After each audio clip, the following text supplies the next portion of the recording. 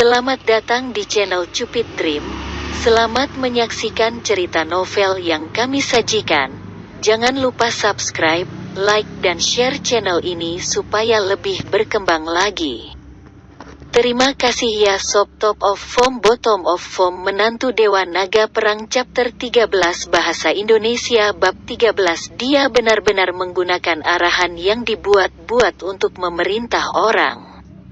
Lukas memandang Julia dengan dingin, membuatnya membeku ketakutan dan kemudian mundur beberapa langkah setelah ditakuti oleh tatapannya. Berani-beraninya kau menakutinya. Melihat Julia diintimidasi, Charlotte semakin marah. Julia, dapatkan keamanan untuk mengusirnya. Tak jauh dari sana, seorang petugas keamanan segera berjalan ketika dia melihat perselisihan itu. Apa yang salah? Julia menunjuk ke arah Lukas. Pria di sini pernah melakukan pencurian di masa lalu, dan dia sekarang mencoba menerobos masuk ke perusahaan kami. Saya berharap Departemen Keamanan akan memenuhi tugasnya. Jika tidak, jangan salahkan saya karena mengurangi gaji Anda. Selain itu, ketua perusahaan yang baru diangkat akan datang ke kantor hari ini. Jika Anda tidak menerimanya dengan benar, Anda akan kehilangan lebih dari sekadar gaji Anda. Apakah kamu mengerti?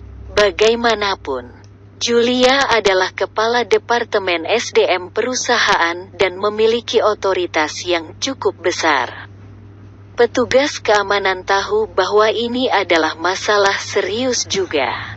Melihat Lukas yang kekar dan tinggi, dia khawatir dia mungkin tidak bisa menghentikannya sendirian, jadi dia buru-buru melaporkan situasinya melalui radionya. Segera, Kapten Moore dari tim keamanan berjalan dengan lebih dari 10 petugas keamanan bersenjata lengkap. HMPH, Charlotte mengangkat dagunya dengan bangga pada Lukas ketika dia berpikir, melayani Anda dengan benar karena mengganggu adik saya dan saya.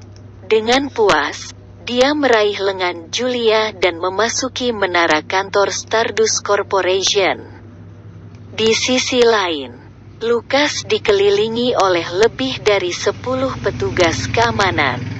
Kapten Moore melihat pakaian murah Lukas, matanya penuh jijik. Apakah Anda akan tersesat? Atau Anda ingin kami membantu Anda? Apa kau bahkan tidak akan bertanya mengapa aku ada di sini? Lukas bertanya dengan tenang. Kapten Moore tertawa terbahak-bahak, seolah dia mendengar sesuatu yang sangat konyol. Apakah perlu bertanya? Orang miskin sepertimu tidak mungkin berada di sini di Stardust Corporation untuk menandatangani kontrak. Selain itu, Ms. Bell hanya mengatakan bahwa Anda tidak diizinkan masuk ke perusahaan. Lukas mendengus dingin. Jadi kamu bukan hanya seorang sombong tentara bayaran tapi juga anjing yang penurut. Apa katamu? Mendengar kata-katanya Kapten Moore menjadi marah dan melambaikan tangannya ke petugas keamanan di sekitarnya. Sial, Anda pasti lelah hidup, pukul dia, pukul ini. Petugas keamanan semua siap untuk menyerang. Sementara tatapan Lukas berubah menjadi lebih dingin saat dia mengepalkan tinjunya dengan erat. Jika Stardust Corporation penuh dengan sampah seperti itu, dia tidak akan keberatan membuangnya. Pada saat ini, sebuah mobil komersial Lincoln melaju, dan seorang pria bergengsi buru-buru turun. Ketika dia melihat situasi di depan kantor, dia mengerutkan kening dan berkata tidak sabar, "Apa yang kalian lakukan di depan kantor?" Begitu Kapten Moore melihat pria itu, dia segera berlari ke depan dan membungkuk untuk menyambutnya. "Salam, Tuan Davis." "Pak Davis, Orang ini datang ke perusahaan kita untuk membuat masalah. Kami akan mengusirnya, Pak. Davis melambaikan tangannya dengan kesal dan menginstruksikan, cepat usir dia. Ketua akan datang nanti, dan saya tidak ingin dia melihat keributan ini. Membawa sekretarisnya, dia memasuki gedung bahkan tanpa melirik Lukas. Hah, Tuan. Davis benar-benar orang yang sibuk, kata Lukas lantang. Pak. Davis berhenti sejenak dan melihat dengan tidak senang. Kapten Moore bergidik dan buru-buru berteriak pada Lukas, diam. Anda tidak layak berbicara dengan Ten. Davis, apa yang kamu tunggu? Cepat singkirkan dia, usir dia, Pak. Davis menoleh dan hendak pergi ketika dia tiba-tiba memikirkan sesuatu dan tiba-tiba berbalik lagi. Lehernya retak dengan suara meletup karena gerakan kepalanya yang cepat dan tiba-tiba. Tapi saat ini, Davis tidak lagi terlalu khawatir. Dia bergegas menuju Lukas dan membungkuk dengan rasa hormat karena takut. Ketua, kamu di sini. Apa? Kapten Moore langsung membeku sementara petugas keamanan lainnya yang mengelilingi Lukas dan akan melakukan kontak fisik dengannya, juga tercengang. Mereka hampir tidak berani mempercayai telinga mereka. Orang ini adalah ketua C yang baru diangkat. Namun, ketika mereka melihat betapa menghormatinya manajer umum, Davis, baginya, mereka tidak punya pilihan selain mempercayainya. Oh tidak, inilah yang dipikirkan semua orang di dalam hati mereka, terutama Kapten Moore, yang sangat menyesal sehingga dia berharap bisa memotong lidahnya. Dia baru saja menyuruh ketua untuk tersesat dan bahkan menginstruksikan bawahannya untuk mengusirnya. Ya ampun, apakah akan membantu jika dia pergi sekarang? Dengan ekspresi cemas, Kapten Moore berseru, Ketua, saya minta maaf. Saya gagal mengenali Anda. Saya terlalu sombong dan hidung saya terangkat. Tolong jangan menahannya terhadap saya dan maafkan saya. Pak. Davis memelototinya dengan dendam. Jika bukan karena omong kosong yang dikatakan Kapten Moore, dia hampir tidak akan merindukan Lukas dan meninggalkan kesan pertama yang buruk padanya. Lukas berkata dengan dingin, Davis, saya tahu Anda sangat sibuk setiap hari. Tetapi Anda harus mengawasi urusan perusahaan jika perlu. Pak. Davis menyeka keringat dingin di dahinya. Ya, saya mengerti. Saya akan segera memecatnya dan mendidik departemen lain. Lukas mengangguk dan berhenti memperhatikan Kapten Moore, yang memohon belas kasihan. Bukan karena dia ingin berhitung dengan petugas keamanan, tetapi karena Stardust Corporation adalah aset berharga yang ditinggalkan oleh ibunya. Dia tidak ingin itu tercemar oleh hal-hal yang menghina itu. Keduanya mendekati bangunan itu satu demi satu. Pak. Davis sangat penuh perhatian di sepanjang jalan saat dia buru-buru menekan tombol lift sambil memberi Lukas gambaran umum tentang berbagai departemen perusahaan. Menarik perhatian karyawan veteran yang tak terhitung jumlahnya di sepanjang jalan. Melihat betapa antusias dan baiknya manajer umum, Flynn Davis, mereka menganggap Lukas pasti ketua yang baru diangkat.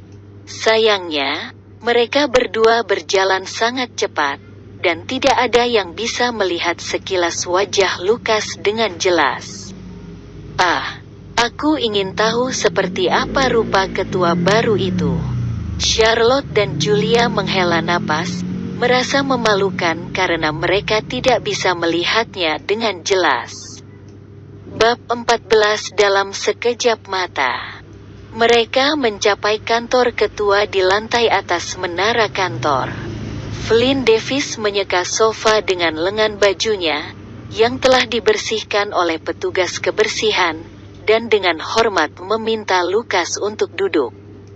Dia kemudian membuat secangkir teh dan menyajikannya padanya. Saya tidak tahu jenis teh apa yang ingin Anda minum. Ini adalah teh sumur naga kualitas premium. Jika Anda ingin memiliki sesuatu yang lain, saya akan meminta seseorang untuk segera menyiapkannya. Lukas menghentikannya dan menatapnya dengan senyum tanpa ekspresi. Segera, Davis tidak bisa lagi tertawa, karena dia merasa sangat tertekan oleh tatapan Lukas. Keringat mulai merembes dari wajahnya yang tembam, tetesan demi tetesan. Dia ingin menemukan subjek untuk dibicarakan dalam beberapa kasus, tetapi dia goyah ketika melihat tatapan mengintimidasi di mata Lukas. Seiring waktu berlalu, dia menjadi semakin gelisah. Memukul, Lukas melemparkan folder dokumen ke atas meja, membuat suara yang sangat mengejutkan Davis dan hampir membuatnya melompat dari kursinya meskipun tidak keras. Lukas memiringkan dagunya ke arah dokumen. Pak Davis, lihat sendiri. Davis dengan hati-hati membuka dokumen dan melihat dua kalimat pertama. Setelah itu wajahnya menjadi pucat, dan dia mulai gemetar. Bacalah dengan keras, perintah Lukas dengan tenang. Aku. Davis tergagap sambil berkeringat deras dan menggigil terus-menerus. Isi dokumen itu keterlaluan. Bagaimana dia bisa membacanya dengan lantang? Kamu menolak untuk membacanya, kan? Saya akan membacanya untuk Anda. Lukas mulai membacakan dengan lantang setiap kata di dokumen dengan lancar. Seolah-olah dia sudah menghafalnya seperti punggung tangannya. Juli tahun 2018. Penggelapan dana material $200.000 bekerja sama dengan grup Hanes. Oktober tahun 2018. Menerima suap dari Jocelyn Building Materials, membeli sejumlah bahan bangunan berkualitas rendah dengan harga tinggi, dan kemudian membayar kompensasi karena masalah kualitas. Menyebabkan perusahaan mengalami kerugian lebih dari $1 juta.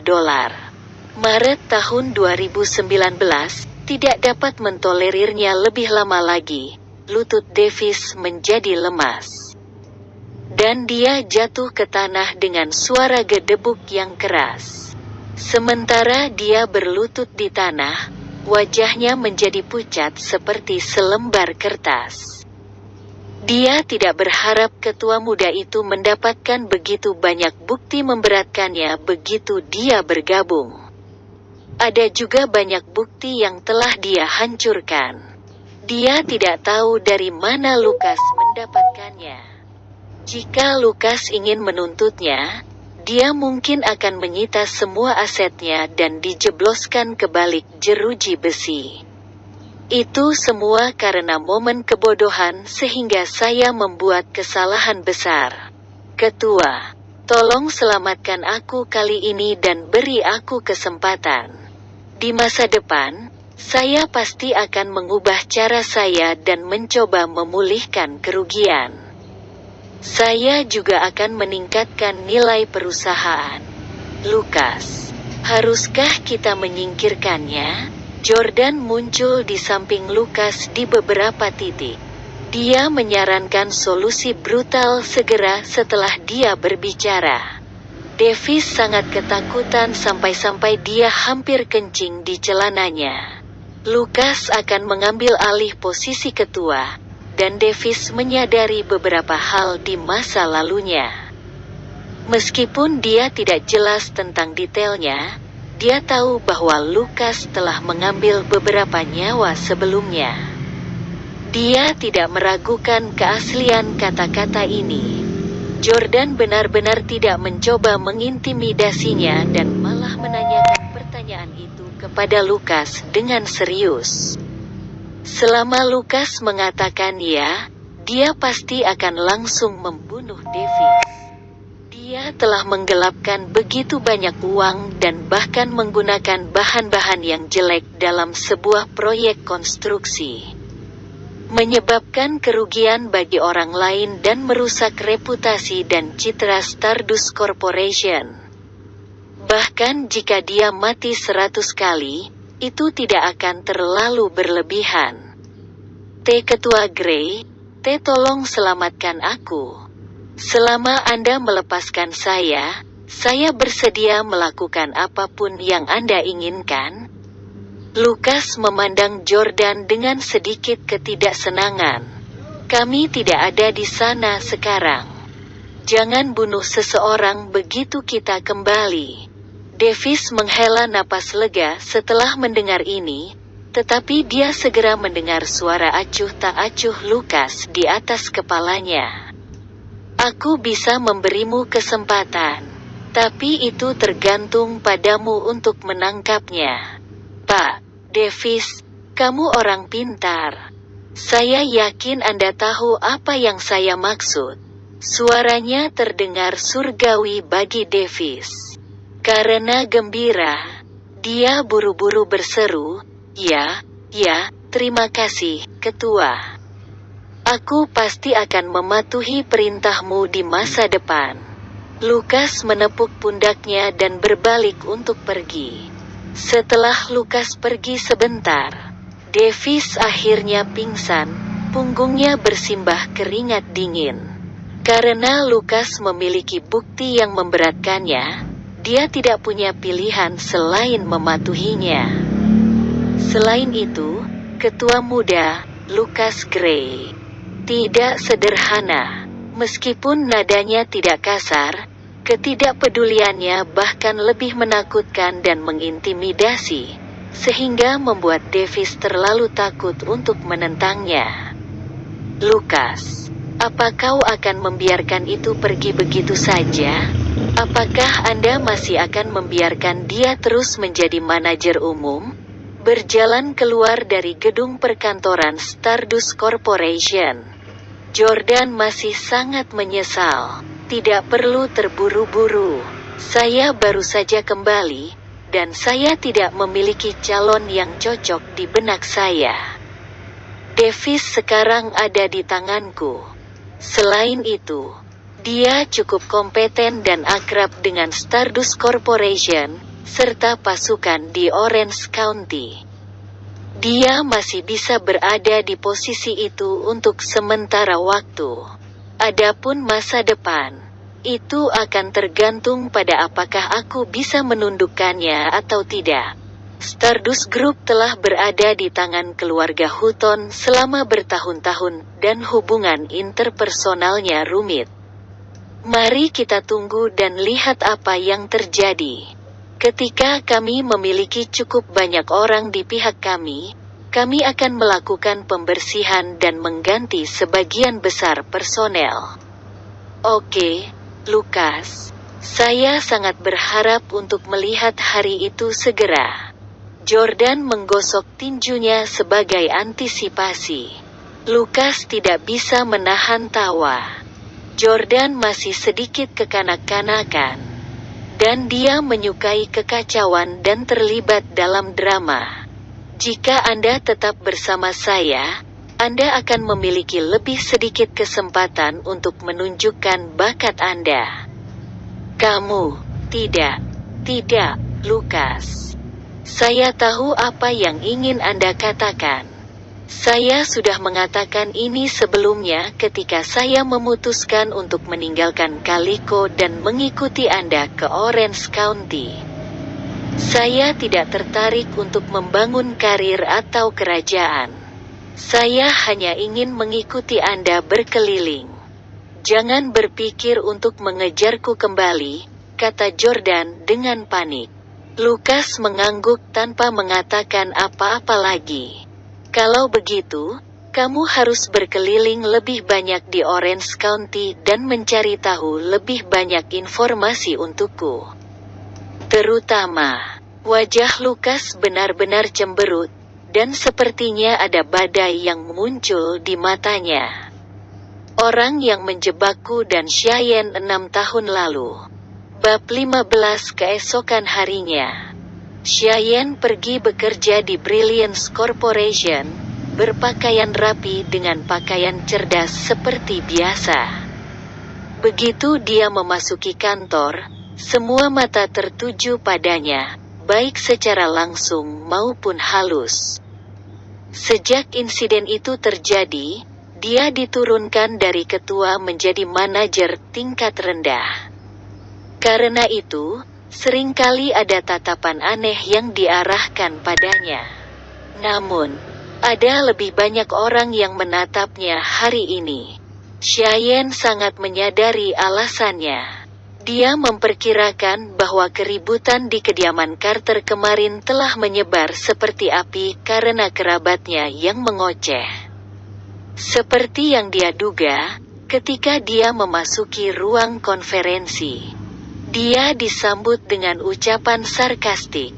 "Cheyenne, kudengar suamimu yang tidak berguna telah kembali. Mengapa Anda di sini di kantor daripada melayaninya di rumah hari ini?" Orang yang berbicara berusia 30-an dan mengistirahatkan kakinya dengan santai di atas meja konferensi. Ada jejak rasa jijik di mata Cheyenne. Dia adalah sepupunya, Brice Carter, dan beberapa tahun lebih tua darinya. Dia tidak kompeten namun sombong dan angkuh. Karena keluarganya mengambil Brilliance Corporation darinya, mereka menunjuk Brice sebagai wakil manajer umum. Sehingga memberinya kesempatan untuk menekannya. Setelah itu, dia sangat berpuas diri dan akan mengejeknya dengan sarkastik atau pamer padanya setiap kali dia melihatnya. Melihat Cheyenne mengabaikannya dengan ekspresi menyendiri, Brice menjadi lebih agresif. "Aku benar-benar angkat topi untukmu karena orangnya sangat kasar. Anda melakukan hal yang menjijikkan dan dimarahi oleh semua orang. Tetapi Anda masih berani datang ke kantor setiap hari. Kami malu dan malu untuk Anda. Oh, kamu juga melahirkan seorang. Ceka. Diam." Dengan ekspresi marah, Cheyenne menatap tajam ke arah Brice. Dia bisa menanggungnya jika dia dihina, tetapi dia tidak akan pernah membiarkan siapapun mempermalukan putrinya. "Ah, kamu jadi marah ya? Haha, apakah saya salah?" Brice berbalik untuk melihat ahli waris Carter lainnya di kantor. Berpura-pura tidak bersalah, dia melambaikan tangannya dengan lembut dan berseru, "Semua orang di sini tahu bahwa ayahmu adalah, dan kamu juga. Putri Anda secara alami juga." Semua orang tertawa terbahak-bahak, tidak menganggap kata-katanya menghina. Mereka semua merasa bahwa Brice benar. Ayah Cheyenne, William Carter, bukanlah seorang Carter dan malah dibawa oleh ibunya ketika dia menikah dengan Tuan Senior Carter. Dominic Carter cukup murah hati untuk membawanya ke dalam keluarga, meskipun dia bukan seorang Carter. Dia bahkan memberi mereka beberapa dividen tahunan perusahaan untuk mendukung mereka. Ini yang terbaik yang bisa dia lakukan. Cheyenne dibesarkan karena Carter mengasihani keluarganya. Karena itu, mereka merasa tidak ada yang salah dengan memarahinya. Dipenuhi amarah, Cheyenne menggigil. Tetapi bahkan sebelum dia bisa mengatakan apa-apa, pintu ruang pertemuan terbuka lagi, dan seorang lelaki tua yang mendominasi dengan rambut putih masuk. Itu adalah kakek Cheyenne, Dominic Carter, kepala keluarga Carter.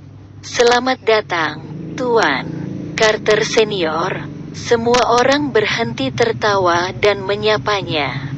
Brice juga berhenti bersikap acuh tak acuh dan buru-buru mendekati lengan Dominic dengan patuh. "Kakek, silakan duduk. Aku akan membuatkanmu teh." "Tidak dibutuhkan." Dominic duduk di kursi ketua di ujung meja konferensi. Saat dia melihat Cheyenne berdiri diam dengan ekspresi marah, dia menegur dengan tegas, "Tunggu apa lagi? Apakah Anda menunggu saya mengundang Anda untuk duduk?" Cheyenne mengertakkan gigi, menahan amarahnya, dan duduk di dekat ujung meja konferensi. Dominic memandang semua orang berwibawa. "Seperti yang kalian semua tahu, Stardust Corporation menetap di Orange Counter belum lama ini. Stardust Corporation sendiri adalah perusahaan besar dengan omset tahunan lebih dari $2 miliar. Itu juga didukung oleh keluarga Hutton yang terkenal dari ibu kota. Saya yakin Anda semua tahu betapa kuatnya mereka. Selama kita menjalin hubungan dengan Stardust Corporation, kita akan memiliki kesempatan untuk mendekati keluarga Hutton. Banyak perusahaan dan keluarga di Orange County tertarik untuk mendekati mereka. Kita tidak boleh ketinggalan." Singkatnya, tugas terpenting keluarga Carter sekarang adalah mencoba mendapatkan kesempatan untuk bekerja sama dengan Stardust Corporation. Semuanya terlihat bahagia. Tetapi ketika mereka memikirkan kesombongan Stardust Group, mereka tidak merasa cukup percaya diri. Namun, keluarga Carter tidak dianggap elit di Orange County. Apakah kita akan menjadi layak untuk Stardust Corporation? Kami ingin melakukannya juga, tapi itu sangat sulit. Dominic membanting tangannya ke atas meja dan membentak, "Saya akan menjelaskan semuanya sekarang. Saya akan menyerahkan Brilliance Corporation kepada siapapun yang berhasil mencapai perjanjian kerjasama dengan Stardust Corporation." Semua orang menjadi gempar setelah mendengar kata-kata ini. The Brilliance Corporation adalah perusahaan terbesar dan paling berkembang di antara semua perusahaan milik Carter. Sejak diambil alih dari Cheyenne beberapa tahun yang lalu, banyak Carter telah mengamati Brilliance Corporation. Selama mereka memiliki posisi di perusahaan, dividen akhir tahun mereka akan melonjak. Namun, mereka tahu bahwa mereka bisa melupakan menjadi manajer umum karena mereka tahu bahwa posisi itu ditujukan untuk keturunan Brice. Namun, Dominic sekarang bersedia menawarkan Brilliance Corporation dengan imbalan perjanjian kerjasama dengan Stardust Corporation. Dia jelas akan menginvestasikan banyak modal. Tiba-tiba, mata semua orang memerah. Mereka sangat ingin pergi ke Stardust Corporation untuk mencoba peruntungan dan melihat apakah mereka cukup beruntung. Cheyenne mengepalkan tinjunya dengan erat dan mengatupkan rahangnya.